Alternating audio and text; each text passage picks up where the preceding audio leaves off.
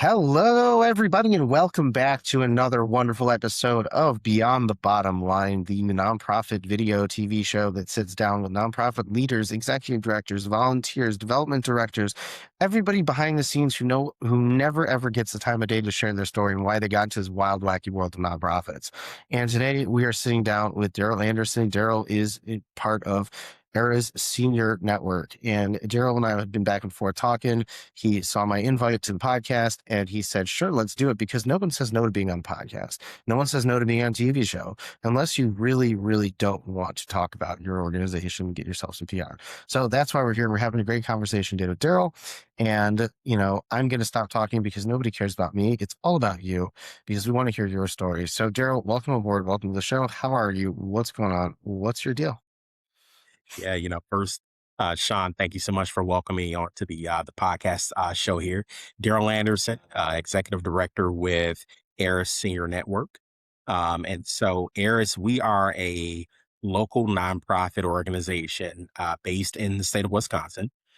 We serve older adults, 60 and older, and we do that through providing essential services, which are volunteer driven, right? So, excited to share this year's our 45th year anniversary. So, we've been Wow. in this line of work, helping older adults, helping to advance healthy aging for seniors in the community for the last 45 years.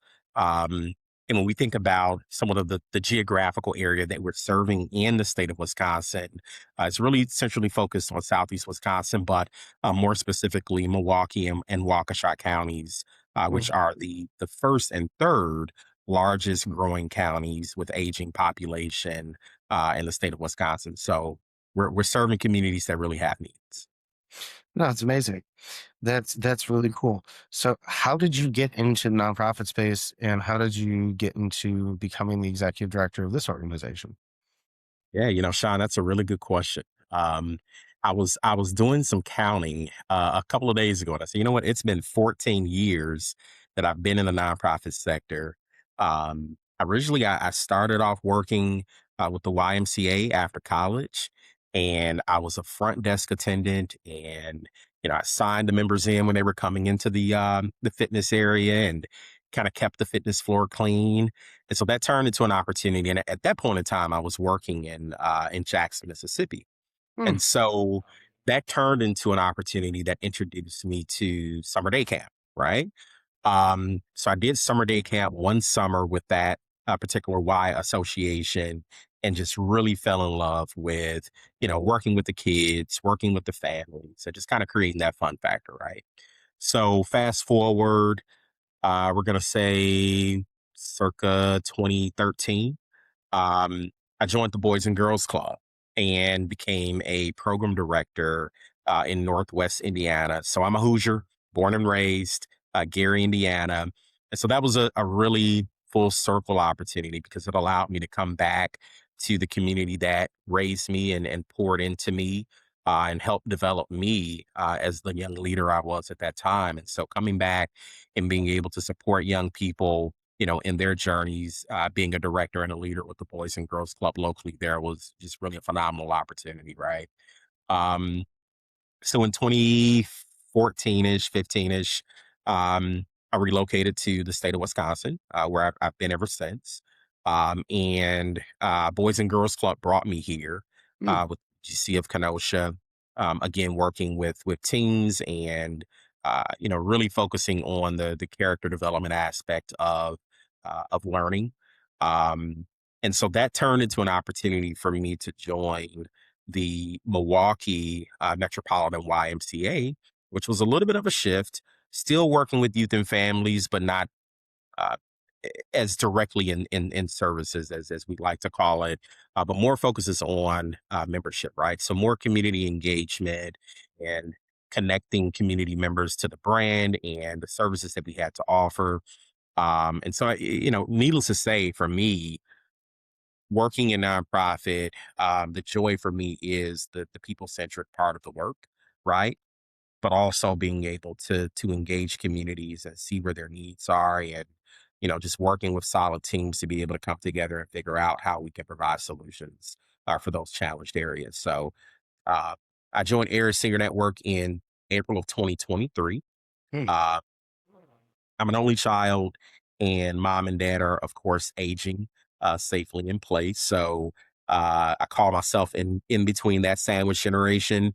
I've got a beautiful wife, Shayna, and our three children, three boys. So a lot of the support when we think about um, when parents age and the levels of whether it's caregiving support or just support from a distance, right? That's needed to help mom and dad. I'm navigating that right now, Mm. and I think the work that we lead at Eris has also educated me about how I can be a better support system for mom and dad as they're aging in place. That's really cool, and I find it interesting how your journey went from dealing with kids and starting off dealing with with children and teens, and now dealing with seniors, and the trajectory that you took getting to that point. And I'm sure there's lots of different nuances. There's lots of different things that are, go into dealing with children versus going into dealing with in the senior care space. So what types of things were you able to pick up and transpose over from your earlier works into this job? Yeah, I think it's about understanding a term that we often hear um in youth development or in that world is trauma informed care, right? And so we think about the fact that we all have experiences, right? And it really is just about creating safe spaces, so that one's experience they feel validated in that, right? When you create those levels of safety, people typically will be more open, right, to sharing. Maybe where they're a little bit more vulnerable, where they need that support. And I think the experience and the skill set in working with young people and then how that translates to some of the seniors that we're serving, right, is they want to be heard. Kids want to be heard, right? They want to feel seen, right? Children, they want to feel seen. And most importantly, they want to feel safe, right? Um, One of the challenges that, we're aware of that seniors face is, of course, as they're going through that aging journey, um, a lot of times they face situations where that may impact their dignity and their pride, right? And so that's one of the areas that we really try to focus on in Eris is, we're empowering these individuals to really kind of take that onus of their lives, and we're just kind of that push in the background, right? We're helping them to be able to live independently, staying in their homes. We're hopefully, um, long-term care or assisted living is not necessarily the route that they have to take. Sometimes as medically as things may change for some of our clients, they may have to go into senior living. But our focus is primarily how do we ensure that the older adults that we're working with are able to stay in their homes safely, and most importantly, feeling supported while maintaining their dignity in that process. That's so interesting. What I find very interesting about the whole thing is that you said something like, elderly people, these seniors are just like children. They want to be heard, they want to be cared for. And I feel like there's a lot of neglect, unfortunately, in this was in like once you get to geriatrics, once you get to the senior care side of things, is that people are just kind of like, oh, you're old, so we're just gonna put you in a home type of thing. And there's no, you know, it seems sad. So like how do you guys handle that? Like what kind of do you deal with those type of cases when people come to you and they're just like, well, we just put them in a home or something like that? Yeah, Sean, we've had some instances where cases where um, we've been notified of maybe a client, progressively their situation has worsened, um, and they're no longer able to live in to stay in the home, right? And so, of course, for us, being that we are also well connected with senior living spaces, sometimes in turn that can become a referral opportunity where we can share with a caregiver or a family member who's kind of helping to navigate that with that senior, to help place them right in a place that's affordable, but also that can meet their direct needs, right, that they're looking for. So, we've seen that. We've definitely seen that. I think there's also the the excuse me, unfortunate times when we're working with a client and we get word that that particular client may have passed away, right? So the work definitely it comes with those ebbs and flows of the happiness, but also some of the sad times where we get those updates, with some of our clients. Hence, once again, which is the reason why we understand that we're working with people who are, soon approaching end of life. And in that, we want to make sure that in their later years, they still feel seen. They can still thrive. They can still have, a quality of life. And we're really grateful because we cannot do this work without the outpouring support of community members. So an example of what that may look like, Sean, is, if an individual, let's say for instance, was vision impaired, and so their ability to be able to drive was no longer available to them. So now they're reliant on transportation, services to be able to have access to those basic essential functions, right? That many of us take for granted. We have a volunteer driver program that literally is a volunteer getting in their own vehicle, using their own fuel, and matching that individual with a client who may have a need, whether it's getting to a healthcare appointment or having transportation to get to the grocery store, right, to have access to food. Um, and so these are individuals, and we work with more than 800 Wow. volunteers this year across various aspects of our programs and services. But nonetheless, these are people who are literally giving of their time, their talent, their resources, um, and they consistently come back. They consistently come back to help and to serve, right? So to be able to know that we're doing this type of work in partnership with a community that cares is just it's impactful and it's meaningful. That's really cool. And so you said you have over 800 volunteers coming through you guys on a regular basis. What compels somebody to want in your community to want to volunteer for this organization? Like what's the connection that they have to this organization or to the people specifically that compels them to want to volunteer? Yeah, I think that's a good question, Sean. I think it's a couple of different factors. One you spoke to a couple of minutes ago, and that was, oftentimes seniors are forgotten about, right? So, as an organization, we are trying to uplift, seniors in a way where they are at the forefront of, you know, individuals who have needs who we can't forget about, and really, with respects to the fact that they actually are the ones who helped kind of pave the way for many of us, right? So it's about kind of paying it back.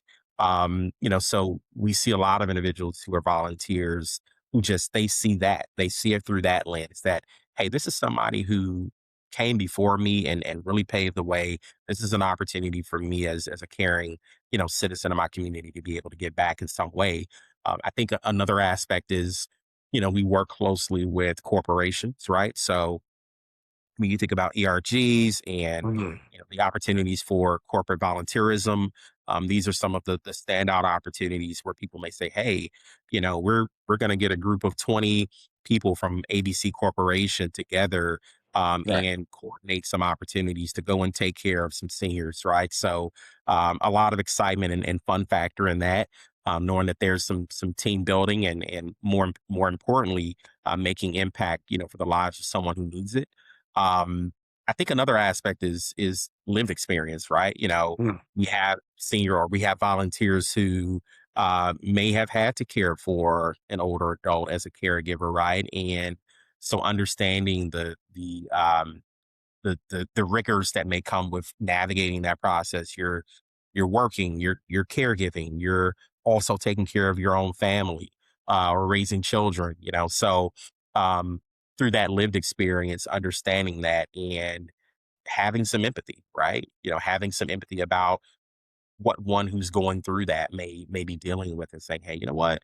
If I have a couple of hours out of a week, that I can donate back to this organization, that resonates with many of our volunteers. And so they're willing to commit. They're willing to commit. No, that's awesome. And that's really, really awesome. And volunteers are like the crux of everything. And it's all about building the community and building the people who want to really care and share and love and support what you're doing. And I think especially with the people that you're working with, caring, sharing, loving, and supporting is a key that really is an act because it's They're trying to just go day to day. And I think, when someone shows up to say, "Hey, I'm going to drive you to the grocery store today. Let's hang out," Right. not in that type of context, but, like, hey, let's, it, it probably has more of an impact on them than it does on the volunteer. And the volunteer doesn't even know it. You know what? That's a really good thought you share, Sean, because so often we hear when volunteers are being paired with clients, those social opportunities go really, really, really far. Hmm. And many of times we don't even know. Some of these volunteers may have recently lost a spouse, and so they're trying to be connected to a community, right? To really just to keep things going and create some normalcy in their lives. So the benefit factor, to your point, one may think, well, I'm really helping out, this senior who has a need, but in turn, you know, there's some support that's being rendered or given to that volunteer as well, through those relationship building opportunities. And For sure. isolation is a huge challenge for older adults. No, for Um, sure. And I just also feel like the fact that I feel like there's more depth to these senior adults that people are paired with, and they don't even realize the depth of these people. And the fact that, they see on the surface level they're isolated, they're alone, and, but like, to your point where you said maybe someone just lost a spouse and they're trying to, on the outside they're trying to keep their composure, but the inside, they've been married to this person for like 50, 60 years, and now they're trying to navigate and deal with life on their own. And then someone comes along and says, "Hey, let me take you to the grocery store. Let's go, let's go hang out," or something like that. And the impact, and that also can help with longevity too. Like, I don't know. I'm sure you guys know this and probably have seen this with some of the people within your organization, the patients or people, but like the impact that kindness and caring and giving has on these people prolongs their longevity. Absolutely, absolutely. Yeah, yeah, and we see it and we hear it, through a lot of our client testimonials. Which of course it really it can pull on the heartstrings, when you see some of the things that um people are dealing with, right? And a lot of which many of us, right, we can kind of take for granted. But it does. It makes you open your eyes. And I know for me, it makes me definitely be more grateful for the blessings that I have, where sometimes others may not be as fortunate.